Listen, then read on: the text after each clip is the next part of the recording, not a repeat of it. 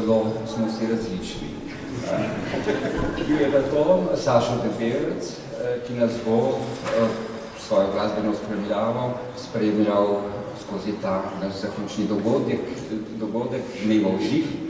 Spoštovani gospod rektor, spoštovani prorektor, gospod dekanja, drage kolegice, dragi kolegi, lepo pozdravljeni na naših dnevih ziv, na tem našem sklepnem dogodku, tega cikla predavanj, delavnic, predstavitev znanstvenih in raziskovalnih dosežkov, ki so se odvili tokrat že tretjič in s temi dnevi ziv praznujemo pravzaprav naše najodličnejše znanstvene in raziskovalne dosežke. Letošnji dnevi ziv letošnji sklepni dogodek bo še posebej slovesen, kajti prvič bomo podelili priznanja našim najboljšim raziskovalcem, priznanja poimenovana po Nazetu Šumiju, ikoničnem umetnostnem zgodovinarju, enem izmed ustanovnih očetov našega znanstvenega inštituta in njegovem prvem predstojniku. Tako da se posebej tega veselimo in naprej čestitam laureatom. Najprej pa bi želel k besedi povabiti najprej našo gospode Kanjo in na to našega gospoda rektorja. Izvolite.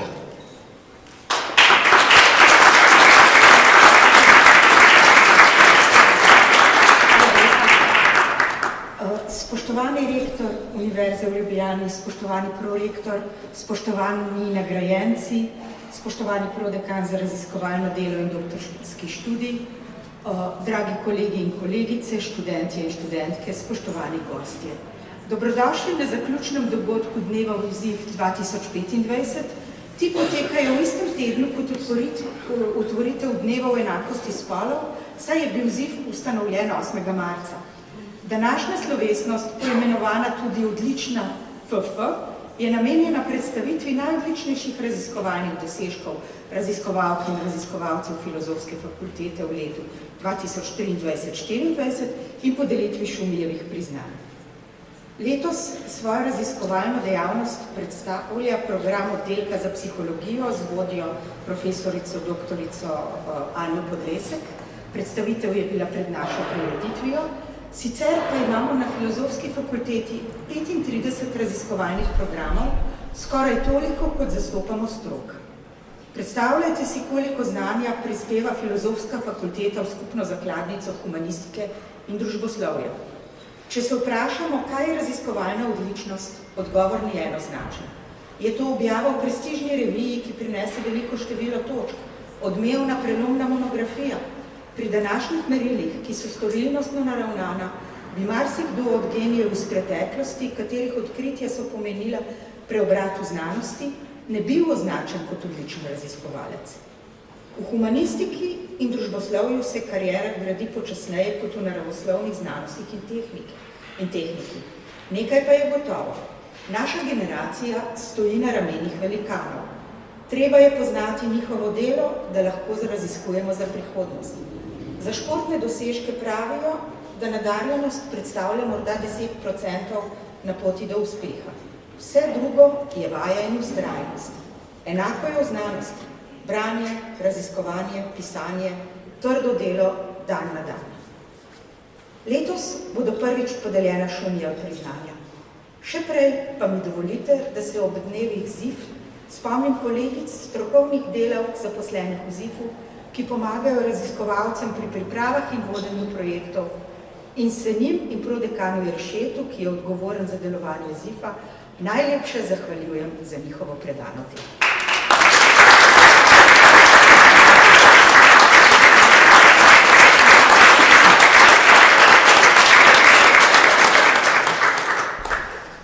Dragi kolegice in kolegi, spoštovane študentke in študenti, z velikim veseljem vas pozdravljam danes v imenu celotne univerze ob slovesnosti o podelitvi nagrad najboljšim raziskovalcem na področju humanistike. Svet se danes spreminja, kar vsi lahko spremljamo, pa ne nujno na boljše. Pozablja se na vrednote renesanse in razsvetljenstva, vedno manj je nezaupanja v znanje. In če smo pred nekaj leti govorili samo o nezaupanju v znanje, danes lahko spremljamo, da se ruši tudi zaupanje v demokracijo, v spoštovanje človekovih pravic in podobno. To so zaskrbljujoči trendi in tukaj ima komunistika zagotovo eno poglavitnih vlog, da skušamo skupaj to družbo spet usmeriti v pravo smer. Včeraj smo na predavanju profesorja današnjega nagrajenca, profesora Dolarja, poslušali in kasneje razpravljali o tem, da razlikovanje med mnenji in vedenjem obstoja že zelo dolgo. Že v stari Grčiji so govorili o tem. Tomaž Akvinski pred 8 stoletji že zapisal, da naloga filozofije ni, da proučuje, kaj so rekli drugi ljudje, ampak proučuje, kaj je resnica. Danes se zdi, da v času družbenih omrežij vse bolj pozabljamo na to. Enačimo mnenja z vedenjem, vsako mnenje je enakovredno, a vemo, da to ni res. Mnenje, ki temelji na dolgoletnih raziskavah, na dolgoletnih študijah, ima zagotovo večjo težo kot mnenje ustvarjeno na podlagi tega, kar preberemo na hitro na družbenih omrežjih.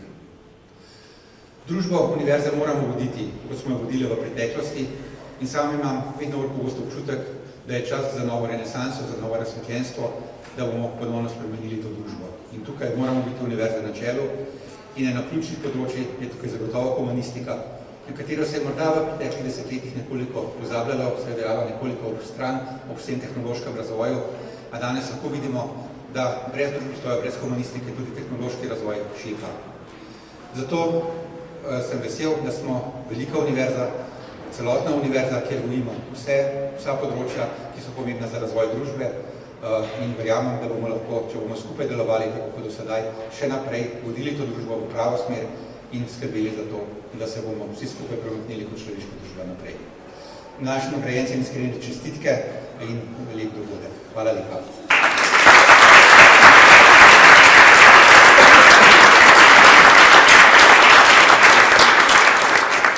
Gospod rektor, gospod dekanja, lepa hvala. Drage kolegice, dragi kolegi, vsako leto, ko dobim na mizo vaš izbor posebej odličnih znanstvenih in raziskovalnih dosežkov vaših kolegic in kolegov, se navdušujem. Navdušujem se nad vrhunskostjo rezultatov vaših raziskav, ki jo izpričuje oziroma potrjuje dejstvo, da so rezultati vaših raziskav objavljeni na najboljših znanstvenih naslovih. Več v vaših znanostih menda ni mogoče. V špici znanosti ste. In navdušujem se nad družbeno relevantnostjo in državljansko odgovornostjo vaših raziskav. Če se namreč kdaj skobacamo iz mnogih kriz, v katere smo zapadli, in nekoč že nekako spet sestavimo naš ves raztreščeni svet, bo zato potrebno dvoje. Potrebna nam bo vrhunska znanost, ki se zaveda sveta, v katerem je, in potreben nam bo državljanski pogum, ki si zna zamišljati svet vreden človeka. Zahvaljujoč vašim raziskavam, nam bo oboje, verjamem, lažje. Lepa hvala. Je pa že tako, da ni vedno konec dober, če je vse dobro. Kot piše v eni svojih razprav Žan Lep, posvečeni pristranskosti izida in opustitveni pristranskosti, to je miselnemu pojavu, ko kakovosti odločitve ne presojamo na podlagi podatkov, ki so nam bili znani v času odločanja, ampak na podlagi izida, ki nam v času odločanja ni bil poznan. Primer je moj, upam, da je dober primer. Svoj volilni glas za dekanjo oziroma rektorja, ki tekom svojega mandata izpolnita vsaj kakšno izmed naših pričakovanj, ocenimo kot dobro odločitev. Če pa ne izpolnite le enega naših pričakovanj, pa odločitev obžalujemo. Gre za napako, silno napako in sitno napako, ki daje mnogo dela psihologom in vsem nam, saj ustvarja težave vse naokrog. Ali rečeno drugače, ni vse dobro, če je konec dober. Pomoč psihologov bi pri tem mogla biti pomembnejša in dragocenejša, kot nam kaže njihova vloga pri oblikovanju javnih politik v času pandemičnih kriz, ki jim je Žan Lep posvetil eno svojih raziskav. Ob tem ugotavlja, da je, rečeno z mojimi besedami, zaupanje mati vse politike, tiste politike, ki želijo ohraniti politično skupnost, še več bi lahko dodali, ki želi ohraniti človeka. Političnim odločevalcem so danes pri opravljanju njihovega poklica na voljo digitalne tehnologije, ki, kot ugotavljata Dejan Ulcev in Anja Podlesek, omogočajo hitrejše in bolj kakovostne odločitve, ki pa se sedaj ne sprejemajo več na podlagi besede, temveč podobe. V začetku je bila beseda, pravi svetopismo, a to ni več res. V začetku je podoba. Da velja, da zdrav duh v zdravem telesu je še ena gotovost, ki jo je naš čas zamajal. Oslabljeno duševno zdravje prispeva, ugotavljajo Gaja Zagar-Kocjan, Andreja Avsec in Tina Kavčič, k zmanjšanju telesni aktivnosti, kar posledično vodi v številne telesne težave. Šibak, boleh duh, je lahko torej zgodni opozorilni znak za bolno telo. Pri obvladovanju obojega ima, si lahko mislimo, pomembno vlogo čustvena opora družine, kot to velja za obvladovanje finančnih težav mladih oziroma za zagotavljanje njihovega blagostanja, kot so pokazale raziskave Maje Zupančič. Maša Žvelc in Gregor Žvelc sta razvila svoj nov integrativni model supervizije, psihoterapije in psihološkega svetovanja, ki se osredotoča na regulacijo stresa, ki so mu izpostavljeni strokovnjaki, soočeni z najhujšimi travmami svojih klientov, ki so soočeni z najtemnejšimi pletmi človeške izkušnje. Njun model omogoča transformacijo fizioloških, čustvenih in kognitivnih vidikov stresa, osrednji osi modela pa sta čuječnost in sočutje do sebe, kar prispeva posredno tudi boljši obravnavi klientov. Čuječnost in sočutje sta človeški kreposti, ki jih bo, kot ugotavljajo Mojca Lukan, Andreja Hočeva in Mojca Kovač-Šepard, mnogim bodočim vzgojiteljicam in vzgojiteljem v otroških vrstih potrebno še prevzgojiti. Njihova velika zadržanost o govorjenju o temah spola in seksualnosti in družbenih razsežnostih teh tem, čemu se je posvetila njihova raziskava, je namreč velikanska. Poslušanje podcastov bi lahko pri tem odigralo svojo dragoceno vlogo, je pa tako, kot kaže raziskava Eme Meden, Marka Radovana in Damijana Štefanca, da podcasti v učenju prevzemajo osrednjo vlogo pri posredovanju vsebine, namesto da bi bili zgolj dopolnilo ali dodatni vir. Še vedno so nam na voljo knjige, kako naj le te spet dosežejo svoje bralce, razmišljate v svoji razpravi Tanja Merčun-Karič in Katarina Švab, ki sta pretresali vedenja, posebej pomembna za delo v splošnih knjižnicah, ter Jaka Gerča, Mihajl Kovač, Samo Rubel in Andrej Blatnik, ki so se posvetili analizi branja kulture in nakupovanja knjig v Sloveniji v preteklem letu. Knjiga je orožje, je nekoč pisal veliki nemški pesnik in dramatik Bertolt Brecht. Časi pa so danes takšni, da knjiga velja prej za berglo oziroma sprehjalno palico, tako vsaj tistim, ki jo znajo uporabljati. Dobro nam lahko še vedno stori tudi izlet na Kras, ki ga sedaj lahko še bolje poznamo zahvaljujoč znanstveni monografiji Uroša Stepišnika, Geomorfologija Krasa, v kateri obravnava zapletene geomorfne procese, ki vplivajo na nastanek različnih tipov pobočij. Njegova študija omogoča poglobljeno razumevanje procesov v naravnem okolju ter iskanje ustreznih rešitev pri varovanju narave, načrtovanju razvoja dejavnosti v prostoru in trajnostnem upravljanju z naravnimi viri. Enako dragocena je v enakem smislu interdisciplinarna knjiga okoljske zgodovine Dinarskega Krasa, ki je išla pri ugledni reviji Okoljska zgodovina in jo je med drugimi uredil tudi Žiga Cviter. Poglavja v knjigi zajemajo časa od prazgodovine do danes in analizirajo človekove prilagoditvene razmere v kraškem okolju, njegove posege v okolju na eni strani ter okoljsko dinamiko in vplive okoljskih sprememb na drugi strani. Zadnji dve veliki gospodarski krizi v Sloveniji, prva med letoma 2009 in 2013 in druga v letu 2020, sta bili tema raziskav Simona Kušarja, v kateri je izvedel primerjalno analizo družbeno-ekonomskih vidikov obeh kriz in na podlagi svoje analize priporoča, da se je pri analizi gospodarskih kriz nujno posvetiti raziskavam na nižjih prostorskih ravneh in ne izključno na državni oziroma nacionalni ravni. Dragocena je v tej zvezi študija Marka Krevsa, v kateri se je posvetil 27 ljubljanskim soseskam in zaznavam njihovih prebivalcev. Pri tem je uporabil pristop, ki temelji na povezovanju humanistično-geografskih, vedensko-geografskih in prostorsko-znanstvenih pogledov in metod. Prebivalci so svoje zaznave sporočali in utemeljevali iz 3 vidikov, to je priljubljenost, nepriljubljenost in strah. Po mnenju recenzentov njegove drzne in inovativne študije gre za obvezno čtivo za načrtovalce lokalnega, družbeno-prostorskega razvoja, oblikovalce ljubljanske medijske krajine in različnih akterjev v ljubljanskih soseskah, ki pomembno soustvarjajo njihovo podobo. Urbanistični problemi so bili tudi v središču zanimanja raziskav naših arheologov.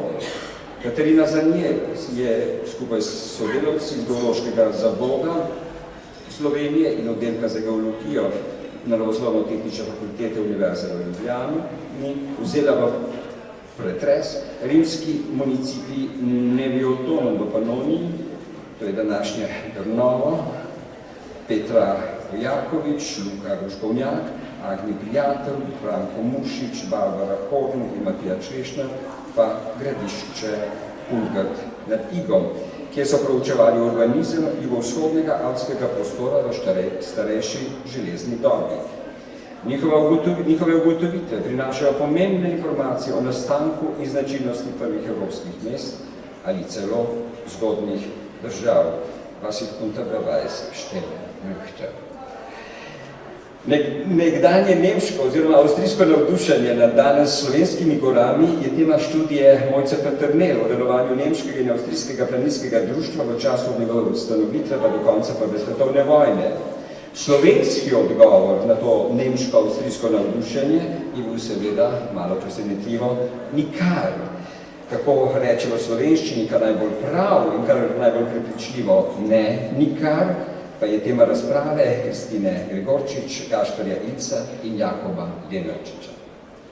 O pomenu vejic in podpiči, o usodnosti pravih in nepravih pomenov besed in nerodnem slogu njihovih predstavitev v slovarjih za tujce oziroma priseljence so razmišljale Marjeta Vrbinc, Alenka Vrbinc in Dona Favina, in sicer na primerih slovenskih izseljencev v Ameriko po začetku 20. stoletja. Navdušenje nad Azijo se lahko delimo ob ogledu razstave Azija sredi Ljubljane, življenje Skuškove zbirke, ki jo je postavila skupaj s sodelavci Nataša Vampel-Suhadolnik in je še na ogled po Slovenskem etnografskem muzeju.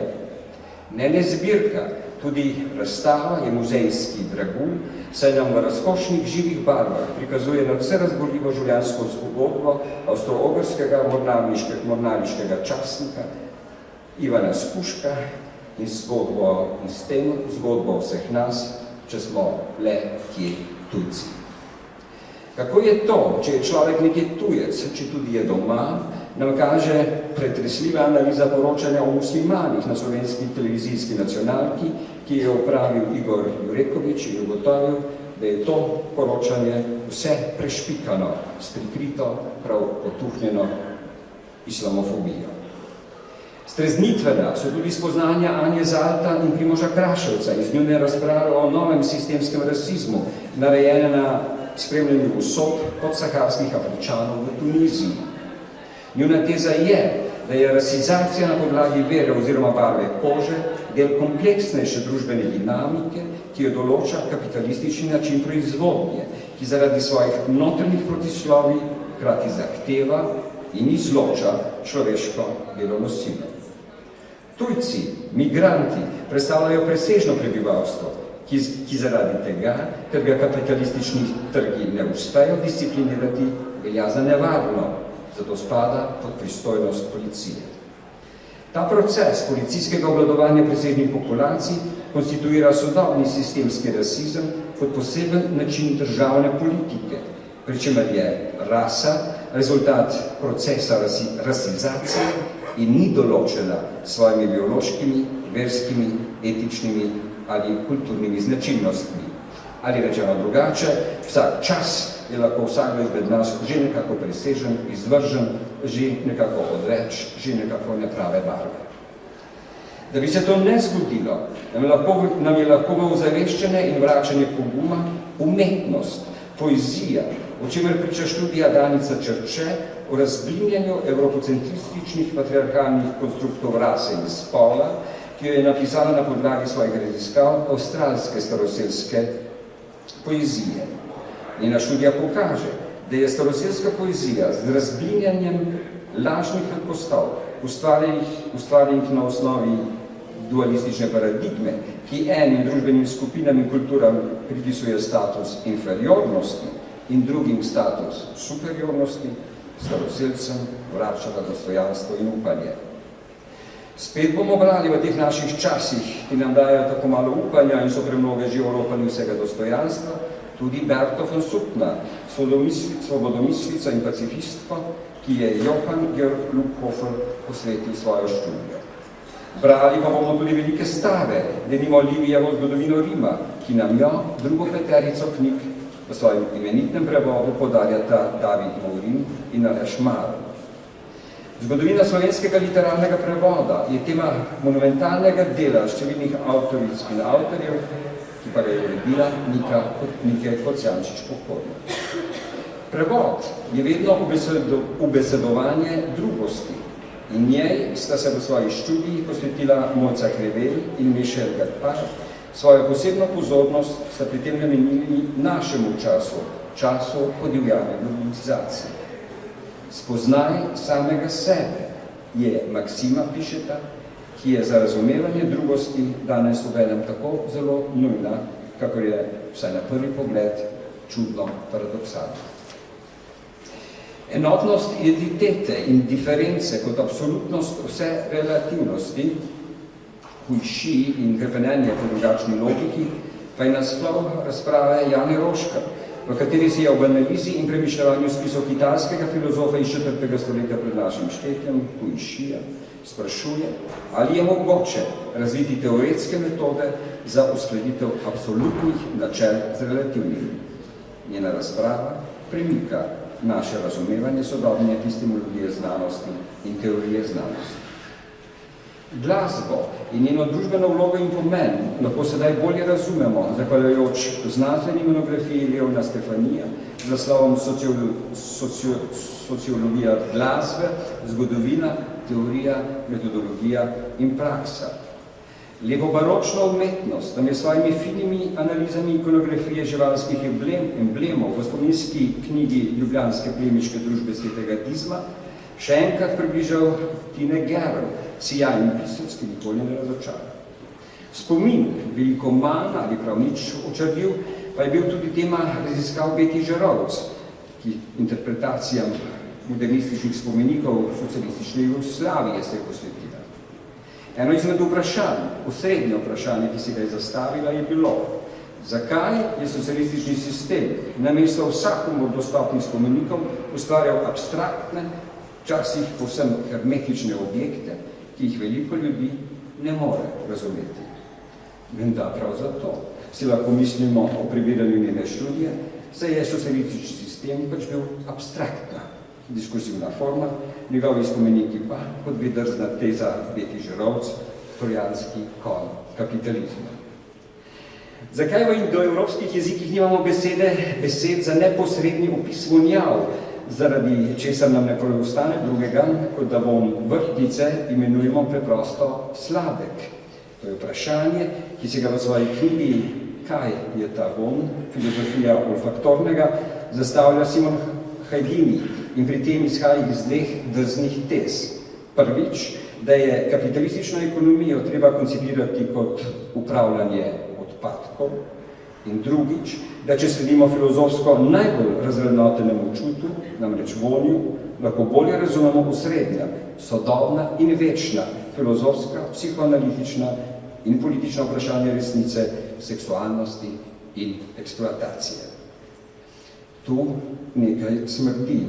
Si človek lahko reče, v prebiranju razprave Dejana Komela nesodobna situacija filozofije v epohi nihilizma. Izhodišče njegove razprave je predpostavka, da samorazumevanje filozofije danes epohalno zaznamuje najava, kot piše Komel, najgrozljivejšega vseh gostov, to je nihilizma. To nas, še piše, postavlja pred nalogo določitve nesodobnosti filozofije v dobi nihilizma. Od pomoči nam nemara more idealizem, za kar se zauzemajo avtorji znanstvene monografije Ideje in idealizem v filozofiji, ki sta ga uredila Juri Simoniti in Gregor Krovka. Potem, ko so idealistična stališča v zadnjih 100 letih praktično izginila iz miselne krajine in sam izraz idealizem postal nekakšna filozofska tema, se je filozofija najprej znašla v eni svojih najglobjih kriz resnice, ki je dosegla vrhunec v postmodernizmu, nato pa se je 21. stoletje začelo kot čas tako imenega novega realizma, ki je enega svojih živih vrhuncev doživel v povsem resno mišljeni izjavi. To, da sem jaz v nekaj prepričan, je lahko tudi dejstvo. V opoziciji do te splošne atmosfere knjiga Ideje in idealizem v filozofiji zbira najpomembnejše svetovne avtoritete z področja idealistične filozofije, ki jih vse združuje prizadevanje, da bi se zoprstavili takšnemu postmodernističnemu razkroju univerzalnih standardov resnice in ponudili alternativo sodobnemu razmahu realizma. Rečeno drugače, da bi bili slednjič lahko realni, moramo biti najprej idealisti. Vsakokratna avtoriteta oziroma vsakokratni gospodar bo pri tem, to je pač tudi gotovo, spet odigral oziroma odigrala svojo veliko vlogo in spet se bo zavrtela dialektika gospodarja in hlapca. Zato so Bara Kolenc, Juri Simoniti in Gregor Moder posebej pozorno in občutljivo posvetili svoje študije tej veliki in večni temi in skupaj s svojimi kolegi izdali znanstveno monografijo z naslovom Gospodar. Njihova knjiga je manifest, enako kot knjiga Globalni manifesti za 21. stoletje, premislek o kulturi, skupnih bojih in prihodnih spremembah, ki jo je skupaj z Nicole Verija Asenjo in Brianom Williamsom uredil Slavoj Žižek. Živimo v zgodovinski ponovitvi, pišejo uredniki, ki jo je treba ustaviti. Če je naš cilj, da se beseda človeštvo še ohrani v naslednjih stoletjih, je napočil čas, da delujemo v sedanjosti. Cilj knjige ni podati natančnih ali hitrih odgovorov, temveč zbrati raznolike glasove z različnih celin, združiti različne jezike, ideje, prakse, teorije, misli in želje. Njihova knjiga je manifest protislovij, ki odraža, kot pišejo, tako našo resničnost, kot tudi naše boje in naša prizadevanja. Slavni harvardski psiholog Steven Pinker je ob tej knjigi zapisal: delimo si željo po življenju, svobodi in iskanju sreče, ter se zavedamo, da je nevzdržno, če jih zahtevamo zase, drugim pa jih odrekamo. Poleg temnejših vzgibov, kot sta pohled in maščevalnost, imamo ljudje sposobnost empatije in samokontrole in kognitivne sposobnosti, s katerimi lahko rešujemo probleme, in jezik, s katerim lahko iščemo rešitve. Ti eksistencialni izzivi in najboljši odzivi naše vrste so obravnavani v tej knjigi. Vidimo torej to knjigo, priporočam. In sicer naše oziroma vaše raziskave, ki nastajajo na naši filozofski fakulteti. Filozofska fakulteta svojih koncepcij ne opira na pojem interesa, ampak na zmožnost za resnico, ki tvori generično bistvo človeka kot mislečega bitja. Pa je stavek Simona Hajdinija iz njegovega uvodnika v letošnji dikten Odlična FF, v katerem so zbrani vaši odlični znanstveni in raziskovalni dosežki in sicer vaša spoznanja. Srce znanosti je spoznanje in srce spoznanja je resnicoljubnost, srce resnicoljubnosti iskrenost, srce iskrenosti človek. V tem se kaže odličnost znanosti in v tem se kaže ljubezen do človeka. Živeli. In lepa hvala za vaše raziskave.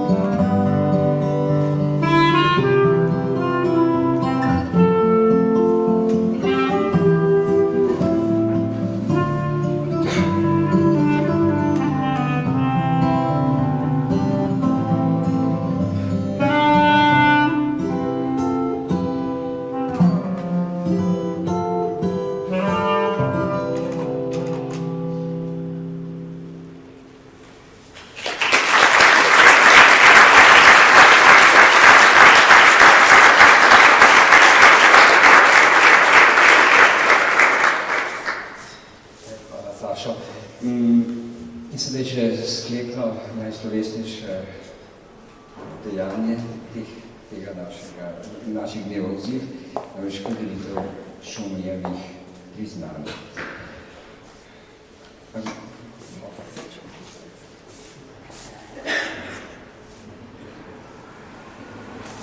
Torej, na predlog sveta ZIF so bila podeljena 3 priznanja, in sicer Šumijev priznanje za obetavnega raziskovalca na začetku kariere prejme docent dr.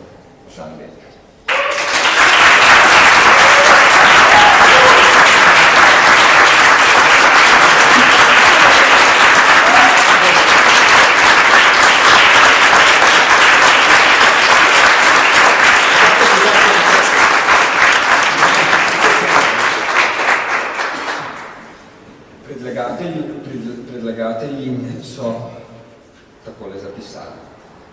Docent dr. Žan Lep, visokošolski učitelj na oddelku za psihologijo Filozofske fakultete Univerze v Ljubljani in znanstveni sodelavec v Centru za uporabno epistemologijo Pedagoškega inštituta, izkazuje izjemne dosežke na področju motivacijskih in kognitivnih temeljev odločanja ter vedenja, povezanega z državljanskim udejstvovanjem, politiko, denarjem in zdravjem.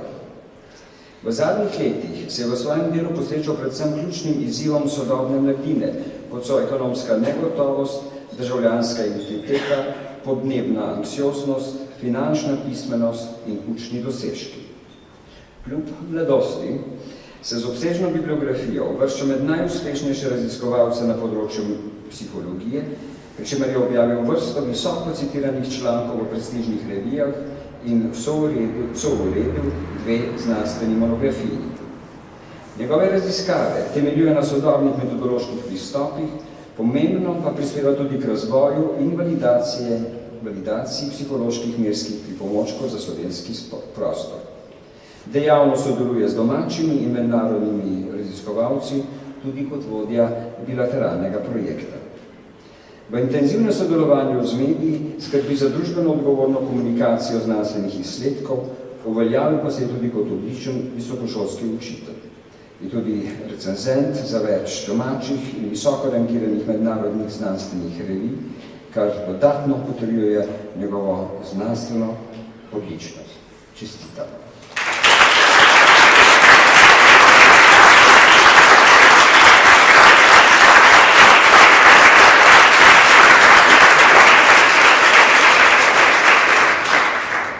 Šumijevo priznanje za izjemne znanstveno-raziskovalne dosežke pa prejme profesorica doktorica Milica Antić-Gaber.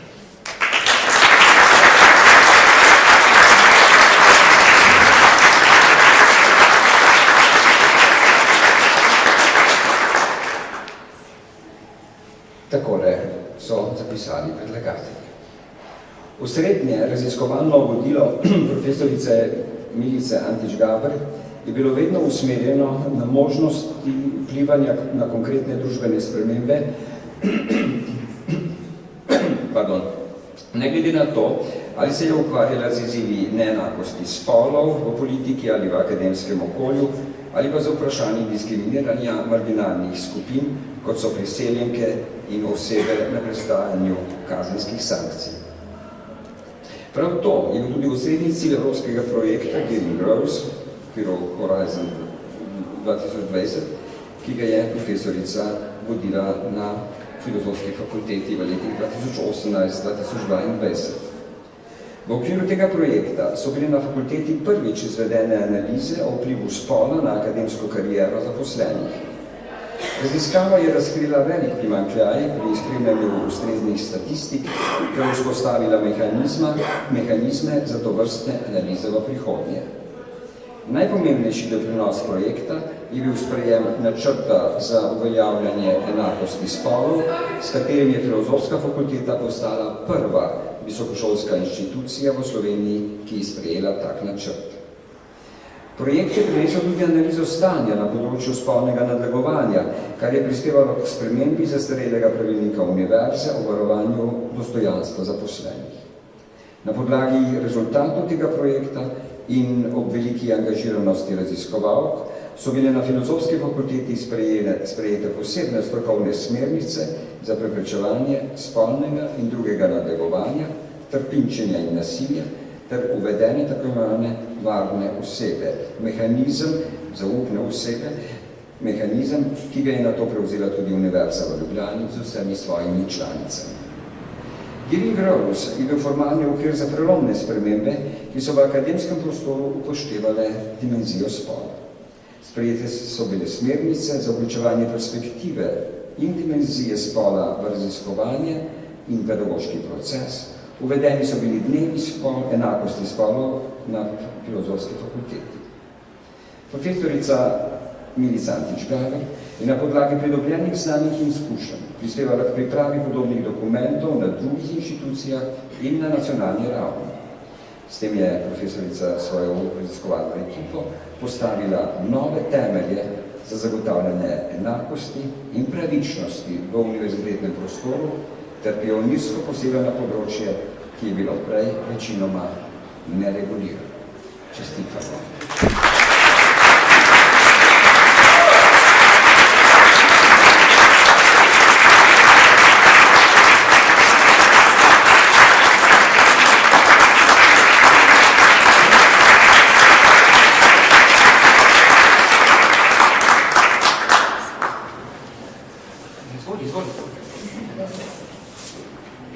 Trema dela svoje pomračnike prebrala. Zahvaljujem se za podeljeno priznanje, ob tem pa bi rada izpostavila nekaj, kar morda vsi vemo, a se dejstva tega premalo zavedamo, predvsem ta premalokrat poudarimo oziroma izpostavimo. Raziskovalno delo je po mojem mnenju v prvi vrsti timsko delo. Praviloma namreč raziskujemo v tesnem sodelovanju s številnimi drugimi. V končnem rezultatu raziskovalnega dela se tako skriva ogromno opravljenega dela številnih posameznic in posameznikov, pa tudi organizacij in institucij, brez podpore katerih tako finančne kot organizacijske in moralne, vsaj mojega raziskovalnega dela ne bi bilo. Veliko opravljenega dela, za katerim stojijo konkretne osebe, običajno ostaja skritega. Nevidno je in tudi dovolj cenjeno ni.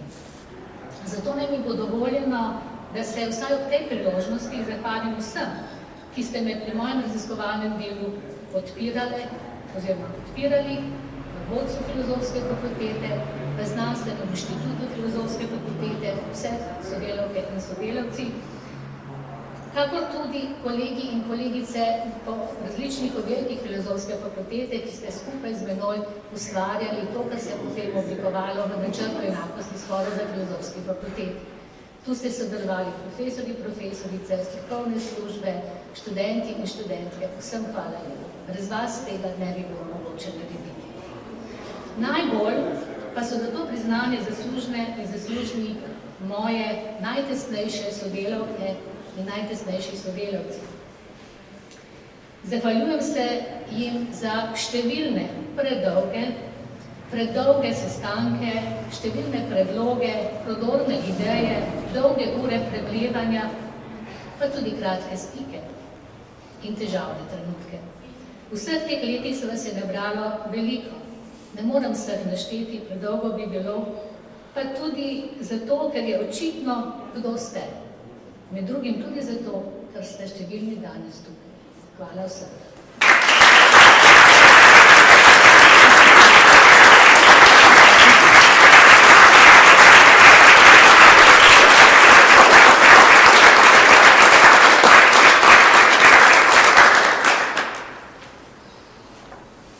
Veliko šumijo priznanje za življenjsko delo potreme profesor dr. Mladen Dolar.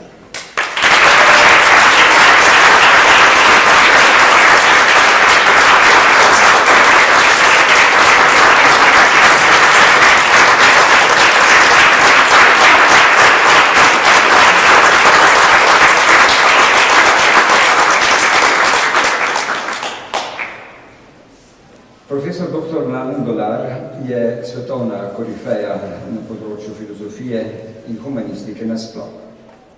Njegova najuspešnejša monografska dela so prevedena v številne svetovne jezike in so izšla pri najuglednejših založbah. Predaval je na najboljših univerzah v Evropi in v Ameriki, ter kot plenarni predavatelj sodeloval na mnogih najpomembnejših mednarodnih konferencah. Najprej pa je, za kar smo posebej hvaležni, ostajal zvest Filozofski fakulteti in svojim študentom. Njegova predavanja pri predmetih nemška klasična ideologija ter strukturalizem in psihoanaliza so bila izjemno priljubljena pri študentih. Legendarna dela, kot sta bili knjigi Hegel in objekt ter Hegelova fenomenologija duha, so pri številnih generacijah uživala kultni status. Priznanje kot resnično izjemen mentor in pedagog se je predano sodeloval pri kar 19 uspešnih doktoratih ter pri 6 kot somentor, Ob tem pa vodil številne prodorne znanstvene projekte, tudi interdisciplinarne, in produktivno sodeloval tudi z mnogimi podoktorskimi raziskovalci, tako na Filozofski fakulteti kot v tujini. Je eden izmed ustanoviteljev Društva za teoretsko psihoanalizo in tako imenovane Ljubljanske šole psihoanalize, ki je močno zaznamovala slovensko filozofijo in kulturo nasploh in je še danes ena najvitalnejših smeri teoretskega raziskovanja družbenih, političnih in kulturnih fenomenov v svetu. Kot urednik, odgovorni urednik ali glavni urednik in med leti 1982 in 2022 vtisnil povsem svojstveni pečat reviji Problemi, v knjižni zbirki Analekta pa je uredil več 10 knjig, med njimi tudi mnoga klasična dela nemškega idealizma in teoretske psihoanalize. Mladen Dolar pa je tudi izjemna javna figura, podoba intelektualca, oziroma intelektualec, eden tistih izjemnih plastičnih individuum, kako so napisali predlagatelji, kot sta jih vsak v svojem času opisovala Platon in Hegel. V trenutkih najhujših političnih pretresov je vselej znal zavzeti odločno držo humanista in intelektualca, ne da bi pri tem izgubil mirnost in razsodnost. Še kot študent je leta 1971 v zasedbi Filozofske fakultete uredil nekaj pomembnih številk znamenitega glasila Tribuna, ki se je potem v 80 letih preimenovala v revijo Problemi, posvečeni punku, pa tudi v sodobnem času nastopa s svojimi odmevnimi televizijskimi intervjuji prepričljivo, dostojanstveno in zoper samovoljo oblasti. Čestitam in hvala lepa.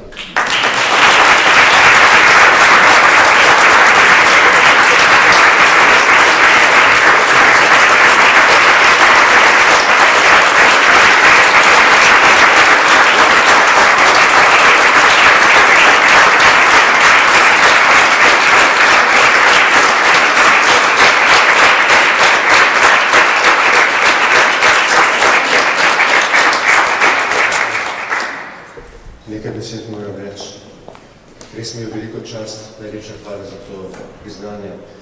Posebno čast mi je, da se to priznanje imenuje po profesorju Šumiju, ki se ga živo spominjam njegovega dekanovanja v 80-ih letih, tega, kako je bil eden od pobudnikov glavnih akterjev Arnesa za ustanovitev znanstvenega inštituta Filozofske fakultete in seveda tudi njegov enormni raziskovalni opus, od tega imamo vsi veliko spoštovanje. Zdaj, malo tako, da pravzaprav prvič v življenju dobim kakšno nagrado priznanje, vsaj od gimnazijskih davnih let naprej, nikoli ni prepozno. In tako sem malo zadregi, kaj storiti v takih priliki, zadregi, kako se inspirirati za kakšne zahvalne besede, se sem moral nasloviti na kakšen zgled. Ta zgled se našel pri Kafki. Kafkova zgodba, fragment, ki ima naslov Veliki plavalec. Ta veliki plavalec dobi kolajno na olimpijskih igrah. In kako se najverjetno sliši, Kafka je bil izvrstni plavalec. In Kafka je tudi sledil olimpijskim igram leta 1920 v Antwerpenu. No in tam je veliki plavalec osvojil to kolajno in se potem vrača domov. In doma ga pričakajo z priznanji, častmi, govori, hvalnicami in tako naprej.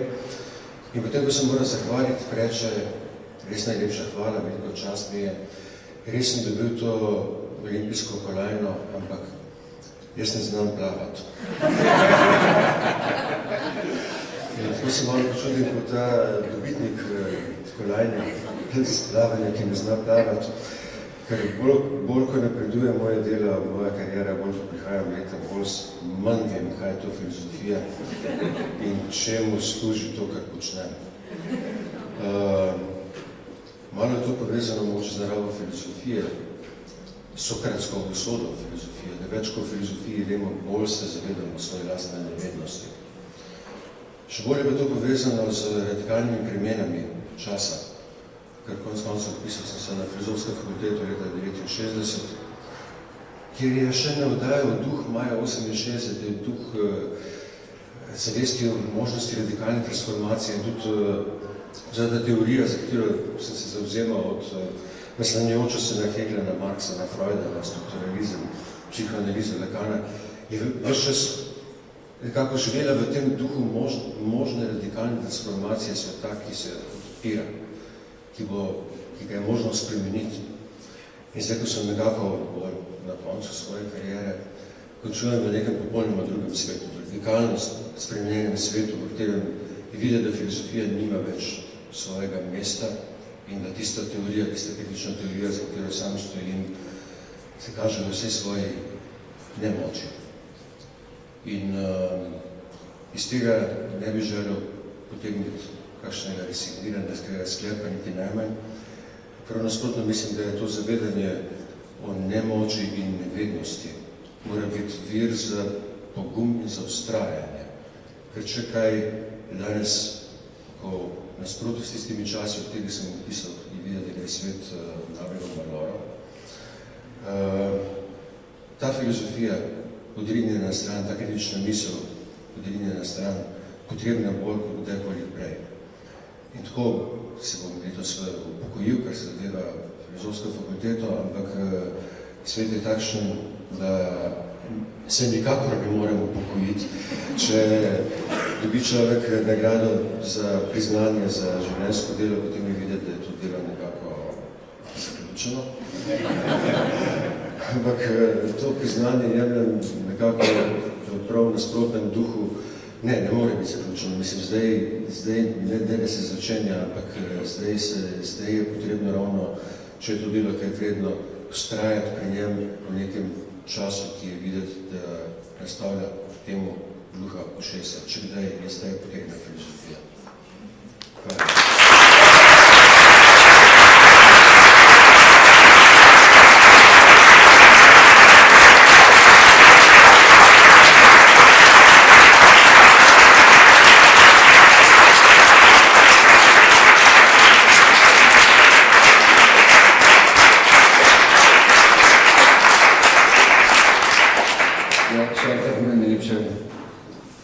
Srčnejše čestitke prejemnikom Šumijevih priznanj in zahvala za njihovo odlično delo. Hvala tudi za vaše raziskave, za vaš angažma.